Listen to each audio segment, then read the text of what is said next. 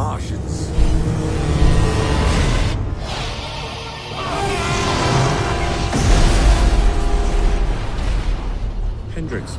Hendrix! The movie begins in Leeds, 1899, where an alien race called the Martians invaded Earth. They killed everyone and took over the city. Fortunately, there was a family who survived. When they saw the aliens distracted, the family proceeds to use this opportunity for their escape. They were almost out of the alien sight until they discovered that their little son Eric didn't follow them upon their instructions, but just stood still in front of the alien staring at it. The father begs his son to move away, but the son wasn't listening until the alien unleashed a really powerful laser, which prompted the dad to use his body as shield to protect his son, but his body is turned into ashes in the process.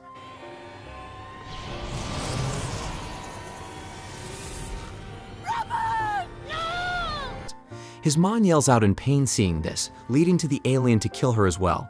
Their son Eric, witnessing all this, angrily stood firm ready to challenge the alien as it approaches him. But as it was about to strike, it suddenly crashes to the ground dead. Scientists who went into investigation said what killed the Martians was the bacteria in Earth. Anyway, the scene cuts to 15 years later in another city in New York called Manhattan, where we see the grown-up Eric sitting on a train, and he still feels guilty for what happened at his tender age, blaming himself for what happened to his parents. During this time, the world appeared to have radically changed and developed into a cyberpunk kind of world, where Earth is at the potential upset of the Great War as European countries' fragile alliance began to crumble. As Eric comes out from the train, he gets a warm welcome from his colleague called Shah, who tells him he has been promoted by the general. It turns out that Eric is in an armed force crew called Allied Resistance Earth Squadrons, which was created from the best of the each country armies immediately after the alien attacked, to prevent such an alien incident from happening again.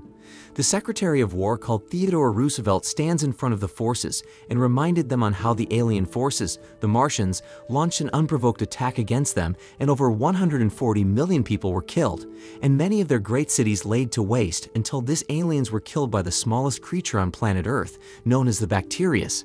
As the secretary speaks, he introduces a scientist called Professor Tesla, known to be the man responsible for unlocking the Martian technology, and has made an alarming discovery. Scientist Tesla tells them that he discovered a signal from space, and based on his research, he realized that the signal is the Martial military code. He strongly warns them that it's a sign that the Martians will invade Earth again, and this time, they are coming with a really large army, leading to everyone listening to panic and fear. The general of the whole squad tells them not to be afraid, as he reveals to have been secretly preparing for this attack and showcases to them his secret weapon, which is a battle tripod of 65 feet tall with heavy machine guns along with 6 light rockets.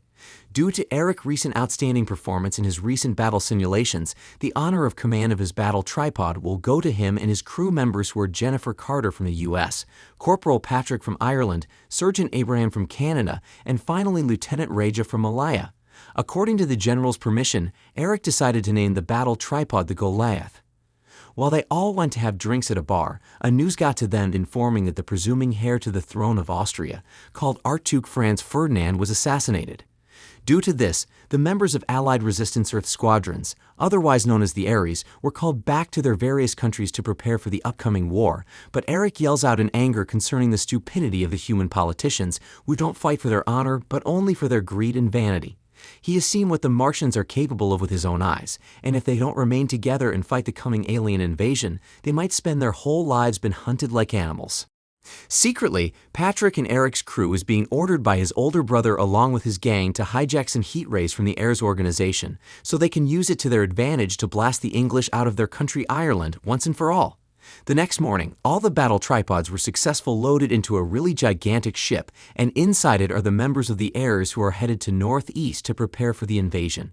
When they landed at the location, they all began to scout the area, but things suddenly became really terrifying, as the Heirs weren't able to communicate with one another anymore due to the heavy rain disrupting the signals, and at that moment, a green light emanates out of nowhere and burns one of their members to ashes. Martians.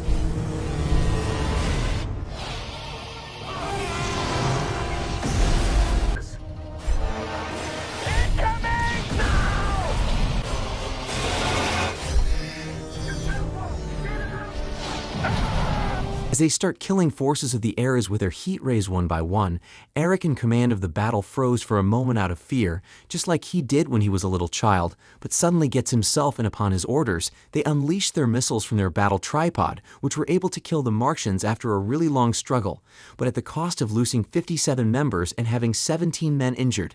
The general believes the Marshal only sent just 3 of their kind to attack instead of their full armies is because they just wanted to test the capabilities of the Ares weapons as the real invasion is about to begin. Patrick secretly meets with his brother and gang again, telling them that he will no longer be stealing weapons for them because the Ares will really need it for the Martians' attack. Patrick's brother almost pulls the trigger on him as he walks out but hesitated. Raja, one of Eric's crew members, already knew what they are plotting, but decided not to tell anyone, as he believes Patrick will do the right thing, and he did by not stealing the weapons. The Secretary of War is really at shock the most, because he believed the bacterias will kill the aliens just like they did before, but it turns out that these human killers has developed a kind of immunity to protect them from the bacterias. This time the Martian landed on various countries and the Ares were immediately deployed once again to stop the invasion. They received a signal concerning 9 Martian aircraft heading towards their gigantic ship. The general sends out his air forces, and as they battled with it, they were somehow at disadvantage because the heat rays in their plane, which can kill the Martians, will need a 3-minute recharge after they fire a shot, so they had no choice but to do this the hard way by mostly depending on their guns and rocket. Even at that, these courageous men were still able to destroy all the Martian air forces led by another captain called Beowulf. After the general realizes that 3 Martians had escaped, he sends Captain Eric and his crew on a mission to use the opportunity to annihilate them all. Eric and his crew divided themselves to scout the area for the creatures, but they walked themselves into a trap as the aliens already knew they were coming. Luckily, another Captain Beowulf shows up with his squad to assist them as they were repeatedly firing at the Martians. Upon Eric's supervision, they were able to take down the Martians, but Captain Beowulf's squad members who were defenseless in the battlefield were all killed. Since all their battle tripods are all destroyed, Eric still wanted to find the rest of the Martians on foot, but Patrick and his crew disagrees, because that will only be a suicide mission for just a few of them to attack without any battle tripod, just like what happened to Captain Beowulf's squad. This argument almost results to a fight between them, until they hear a gunshot. They followed the sound only to see Captain Beowulf shooting an already dead Martian to satisfy his pain on the death of his crew members and his family. Beowulf tells them that he is going to kill those more Martians as he appears to know their particular basement on Earth. He takes them to the factory which the aliens are using for their base, but he was killed by the Marshal after serving as a distraction for Eric and his crew to enter the alien basement.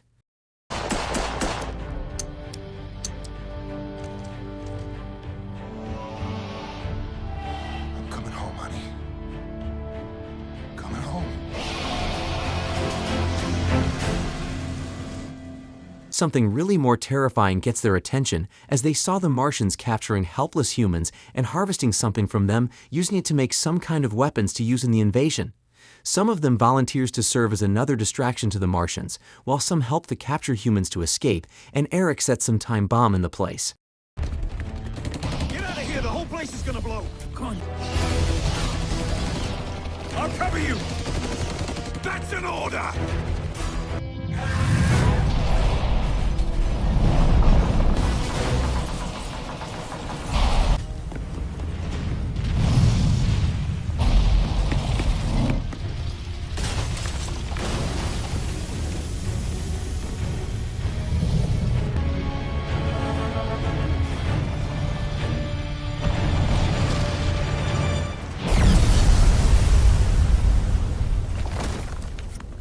Soon as they all ran out, the bomb, which destroys the whole factory and the Martians along with it. When Eric and his crew reunites with the other members of the Ares once again, he is told by the general that they have no reason to celebrate because their attack on the alien basement were just a diversion to draw the forces of the Ares out of New York, and right now, the Martians with their full force are now attacking New York. As the Ares hurries back to New York, the Martians are already in the process of taking over the whole city, and even the Secretary of War himself refuses to escape with a boat in a situation like this, but to join the forces in fighting the aliens. Luckily, the Ares arrives in time, and together, they were able to kill all the Martians and take control of the city once again. They all celebrated thinking everything is finally over, but a really large Martian spacecraft emerges from the water close to the Liberty Island in New York.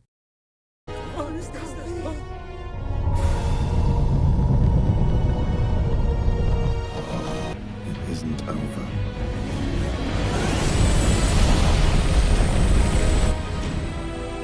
Before you know it, the alien ship releases a really massive heat ray, which killed a lot of Air's members. The general decided to lower the aircraft while trying to get closer to it to avoid the heat rays. Almost all the buildings in New York were destroyed from the rays, and one of the falling buildings even hits the Air's aircraft, causing Dmitri to almost fall off, but the general catches on to him. This guy is revealed to be the general's son, who let go of his father's hand so he can control the ship again to prevent it from crashing. The general, filled with anger, was finally able to get really close to the alien gigantic ship and decided to sacrifice himself by using his aircraft to crash the ship, which killed the aliens along with the general in a massive explosion. Fire!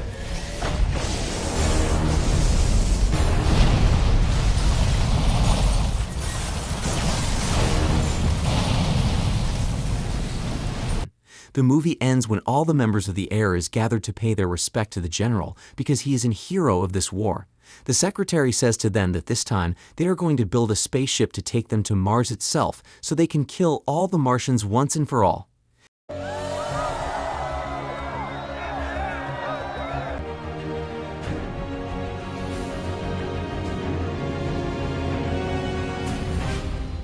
Thank you for watching, guys. If you love animation movies, please subscribe to this channel and keep watching. Bye.